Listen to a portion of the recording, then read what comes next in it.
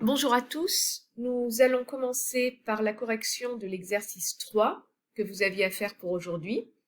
Donc je vais essayer d'aller assez doucement pour que vous puissiez comprendre petit à petit.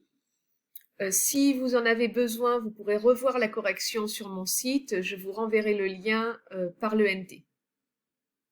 Bien, tout le monde est prêt? Vous avez votre exercice devant vous. Mathis, arrête de parler avec Dylan. Allez, on y va. Donc, on vous demandait de déterminer pour tout réel x appartenant à l'ensemble de définitions de g, la fonction dérivée de g. L'ensemble de définitions de g, je vous le fais remarquer ici, c'est moins l'infini moins 1, union 1 plus l'infini. Pour quelle raison?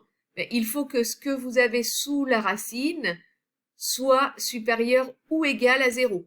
Or, x au carré moins 1 est positif à l'extérieur de ses racines, c'est-à-dire sur moins l'infini moins 1 et sur 1 plus l'infini. Attention ici, lorsqu'on va dériver, il faut que ce que l'on ait sous la racine soit strictement positif.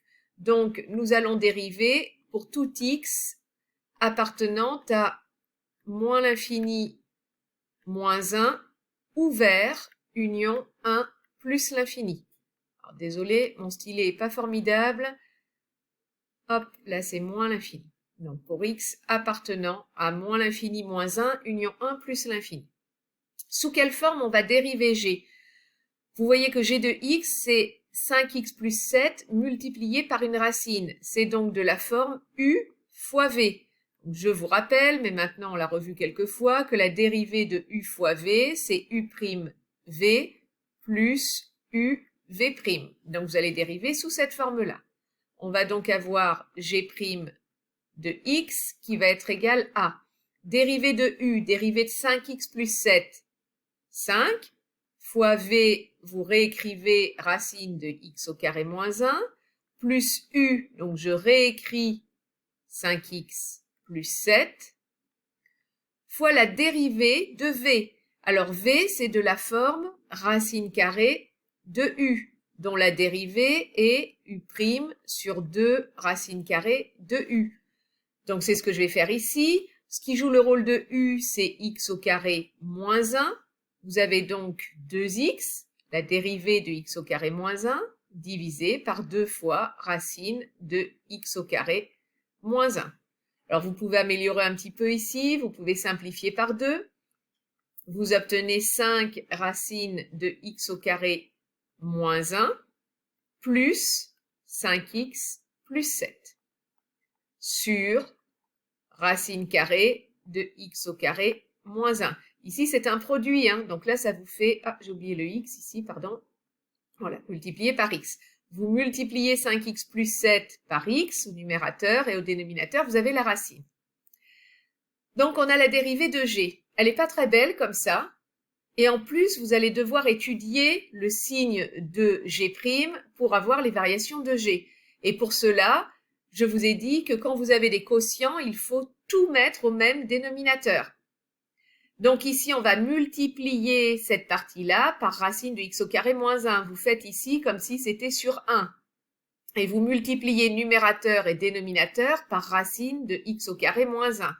Ce qui vous donne 5 fois x au carré moins 1 plus x facteur de 5x plus 7, le tout sur racine de x au carré moins 1. Je vous laisse copier. Je réponds à la question d'Adem qui va se dire mais pourquoi il y a x au carré moins 1 ici? Où est passée la racine? Eh bien, c'est parce que j'ai multiplié numérateur et dénominateur par racine de x au carré moins 1 ici. Et racine de x au carré moins 1 fois racine de x au carré moins 1, c'est racine de x au carré moins 1 au carré. Le carré et la racine se neutralisent, on a bien du 5x au carré moins 1. Et maintenant, on va arranger ce numérateur en le développant, puisqu'on ne peut pas le factoriser directement. On obtient 5x au carré moins 5, je distribue le 5, plus, maintenant je vais distribuer le x, 5x au carré, plus 7x sur la racine de x au carré moins 1. On a pratiquement terminé. On arrange maintenant ce polynôme, on ajoute entre elles les puissances similaires, donc 5x au carré plus 5x au carré, 10x au carré. Ici, vous avez 7x, et là, vous avez votre constante, moins 5 sur racine de x au carré moins 1. Voilà votre dérivée. Je vous laisse finir de copier. Hop. Donc maintenant, cette dérivée, il faut en étudier le signe. Racine de x au carré moins 1, pour tout x appartenant à l'ensemble de définitions de g privées de moins 1 et de 1, hein, on les enlève pour ne pas avoir zéro dénominateur, votre racine est bien sûr positive. Ce qui veut dire que g' va être du signe du numérateur. G' de x est du signe de 10x au carré plus 7x moins 5. Et le signe, eh bien, il faut l'étudier. Hein, ce n'est pas évident. C'est pas comme si vous aviez eu x au carré plus 1 qui restait positif. Vous avez un polynôme du second degré. On doit donc étudier son signe, c'est-à-dire chercher ses racines, s'il y en a. Donc, on va calculer le discriminant, delta. C'est b au carré moins 4ac, ce qui vous donne ici 49. B est égal à 7, moins 4 fois 10 fois c qui est égal à moins 5. Ce qui vous donne 49 plus 4 fois 5, 20, fois 10, 200, donc 249. Il est strictement positif, donc vous avez deux racines réelles que l'on va calculer. Alors je vais un petit peu effacer ici le début des calculs. Hop, pour avoir un petit peu plus de place. C'est le bruit de ma tablette, hein, c'est pas très beau. Mais... Hop, hop, hop. Donc les deux racines sont x1 égale moins b moins racine de delta sur 2a, ce qui donne ici moins 7 moins racine de 249 sur 2a, c'est-à-dire 20, et x2 égale moins 7 plus racine de 249 sur 20. À partir de ces deux racines, nous allons donner le signe du polynôme du second degré, donc le signe de g'. Donc vous avez ici deux racines réelles, votre polynôme est du signe de a à l'extérieur des racines, donc il va être positif à l'extérieur des racines, et on peut donc en déduire les variations de g. Donc faites attention, n'oubliez pas vos valeurs interdites, moins 1 et 1 pour la dérivée, hein, elle n'est pas dérivable en moins 1 et en 1.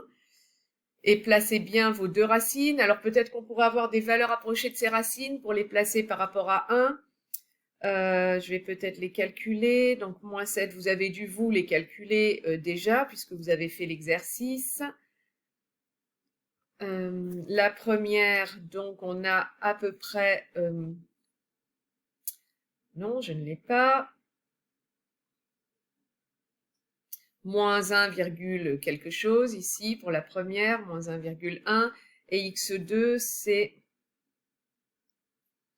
moins 7 plus racine de 249 divisé par 20, ce qui fait à peu près 0,6.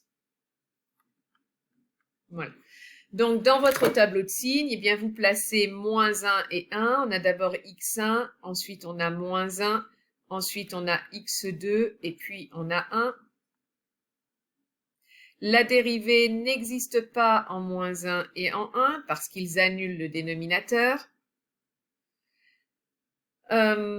Ensuite, vos deux racines sont x1 et x2 pour le numérateur. Et votre numérateur est du signe de a à l'extérieur des racines, c'est-à-dire positif à l'extérieur des racines, donc négatif à l'intérieur. Votre fonction n'est définie que sur moins l'infini moins 1, union 1 plus l'infini. Elle n'est pas définie entre moins 1 et 1. Elle n'existe pas, d'accord? Et donc, on va avoir g de x ici, donc qui est croissante sur moins l'infini x1, décroissante sur x1 moins 1. En moins 1, lorsque vous remplacez x par moins 1 dans g, si je calcule g de moins 1, ben vous obtenez ici 2 fois 0. 0 parce que moins 1 au carré, ça fait 1, moins 1, etc. Voilà. Donc ensuite, ici, votre fonction n'existe pas sur moins 1, 1. Elle repart de 0 en 1 et elle est croissante. Hop là. Et ici, vous avez g de x1 dont on pourra trouver des valeurs approchées. Voilà pour les variations de g. Donc là, j'ai à la fois fait le petit 2 et le petit 3 puisque j'ai étudié le signe ici de g. Là, je n'ai pas justifié, c'est parce que 10 est positif. Dernière question, déterminer l'abscisse du point où la tangente à la courbe représentative de g est horizontale. Une tangente horizontale, attendez, j'efface un petit peu, ça vous laissera le temps d'écrire un petit peu le corriger.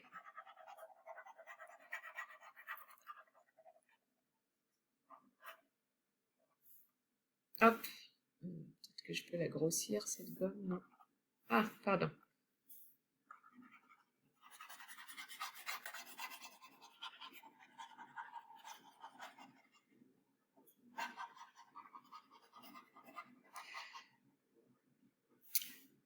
Alors, pour la dernière question, on a une tangente horizontale lorsque la dérivée est nulle, puisque lorsque vous avez une courbe, n'importe laquelle, votre tangente ici est horizontale, ça veut dire que au point d'abscisse A, vous avez f' de A qui est égal à 0. Je vous rappelle que le nombre dérivé de f en A, c'est le coefficient directeur de la tangente. Donc, pour que la tangente soit horizontale, il faut que la dérivée s'annule. Donc, je vais voir dans mon tableau ici, où est-ce que j'ai une dérivée qui s'annule? Ben, elle s'annule en x1, notre dérivée, d'accord? En x2, elle n'existe pas entre moins 1 et 1. Donc, finalement, eh bien, on a une tangente horizontale lorsque g' de x est égal à 0, ce qui équivaut à dire que x est égal à x1, puisqu'en x2, g n'existe pas. Voilà pour cet exercice 3.